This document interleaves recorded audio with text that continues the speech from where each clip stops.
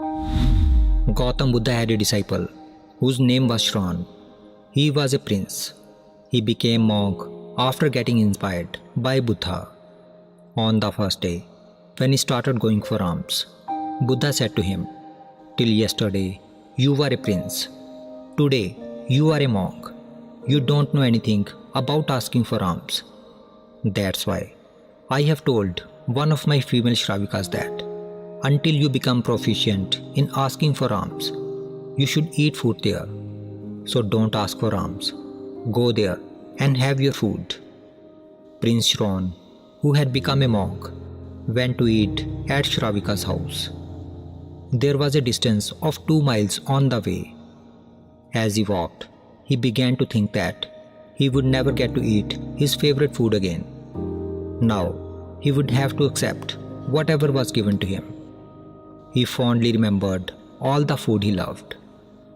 Upon reaching Shravika's house and sitting down for the meal, he was surprised to find that his plate contained only the food which he loved most.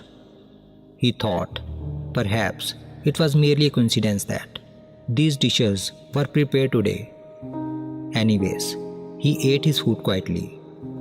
While eating, he thought after his meal, he would have to travel another 2 miles in the afternoon. He thought to himself, "I used to rest after meals." Shravika was sitting beside him and fanning him. She said, "Oh monk, if you take a rest for a while after the meal, I will be very pleased." He was again a little surprised. He felt that he had not said anything.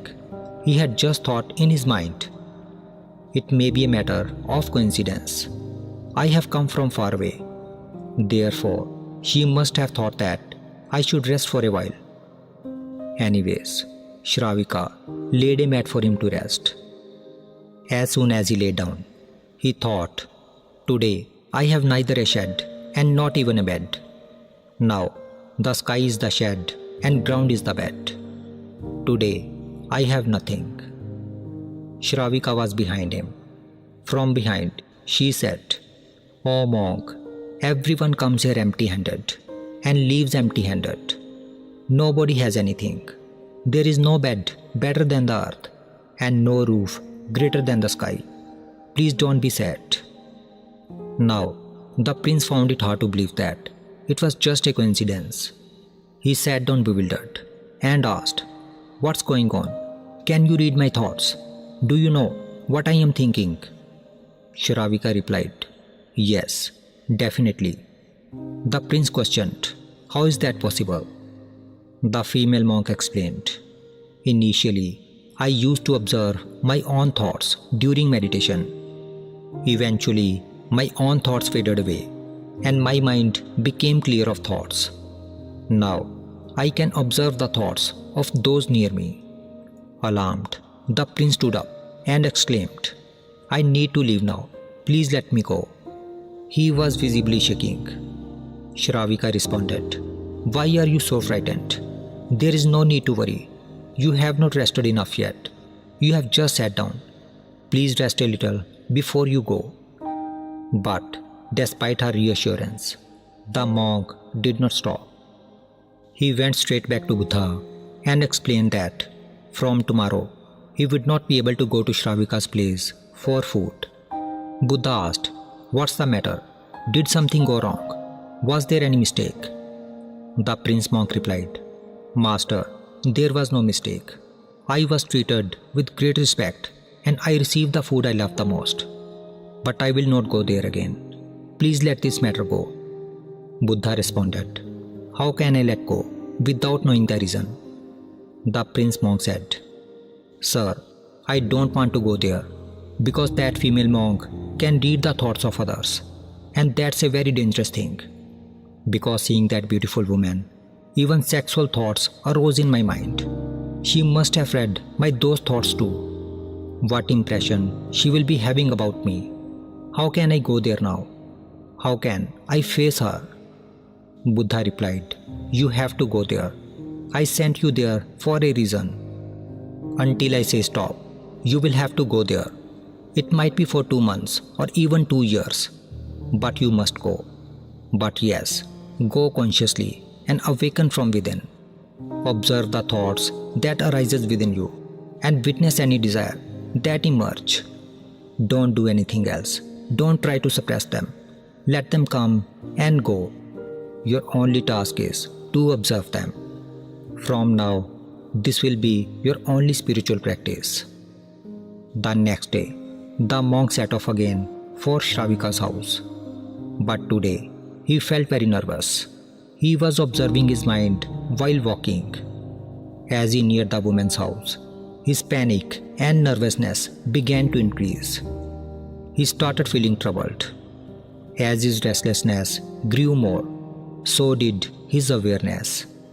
As he got closer to the house of the woman who could read his thoughts, he began to turn his attention inward.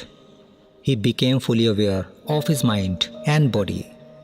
As he climbed the stairs of the house, he was completely aware. He was conscious of each step he took, every breath he inhaled and exhaled. Even the slightest thought or desire that surfaced in his mind, he could see it. He set foot on the first step and looked within himself. He was surprised. There was no thought inside. He set foot on the second step. There was a complete silence inside him. He set foot on the third step. He could see it through his mind. There was totally emptiness there and no thought. He entered the house. He became more and more calm in his mind. Today, he was completely present and aware, as if a lamp is lit inside a house and every corner is illuminated. He ate his food quietly, savoring each bite, and left the house feeling light and joyful. He came back dancing and fell at the feet of Buddha and said, "Oh Lord, a wonderful experience has happened today." Then he explained, "When I reached her house, I became completely aware inside, fully conscious. I was shocked. There was not even a single thought inside. All thoughts had become void. I have never felt empty like this in my entire life." Buddha said, "I sent you there for this very reason. The way to nullify the thought is to become fully aware of the thought. The more aware you are of your thoughts, the less power they will have over your mind. Now, no need to go there from tomorrow. Now, live in life as if your thoughts are being read by everyone." If we see closely in our lives, we will find that we are often not conscious of the constant stream of thoughts running through our minds.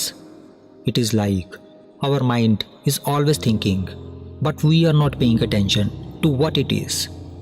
When we are not aware of the thoughts constantly passing through our minds, it can lead to overthinking. This is a widespread issue that affects millions of people worldwide, and this overthinking can often lead to feeling of anxiety over time. But what if the people around you could read your thoughts?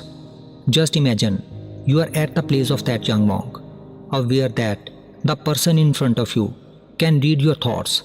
How would you react? Would you feel comfortable letting your thoughts flow freely? No. Knowing that someone can read your thoughts would likely make you more conscious of them. You would start to pay closer attention to each thought as it arises. As you become more aware of your mind will naturally begin to calm down.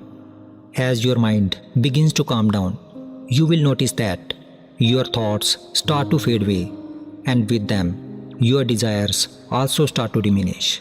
When the thoughts in your mind start to cease, the joy within will begin to overflow. That's exactly what happened with that prince monk.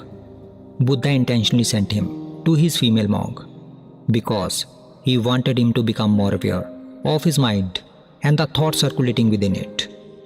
In a similar way, if we too can learn to pay close attention to each thought that arises in our mind and observe them impartially, we can begin to quiet the constant stream of thoughts in our mind. This practice not only calms a restless mind, but also reduces the mental noise, allowing us to find peace and a deeper sense of self-awareness. By mastering this, we can learn to live with more tranquility and clarity, navigating life's challenges with a steadier and more composed mind.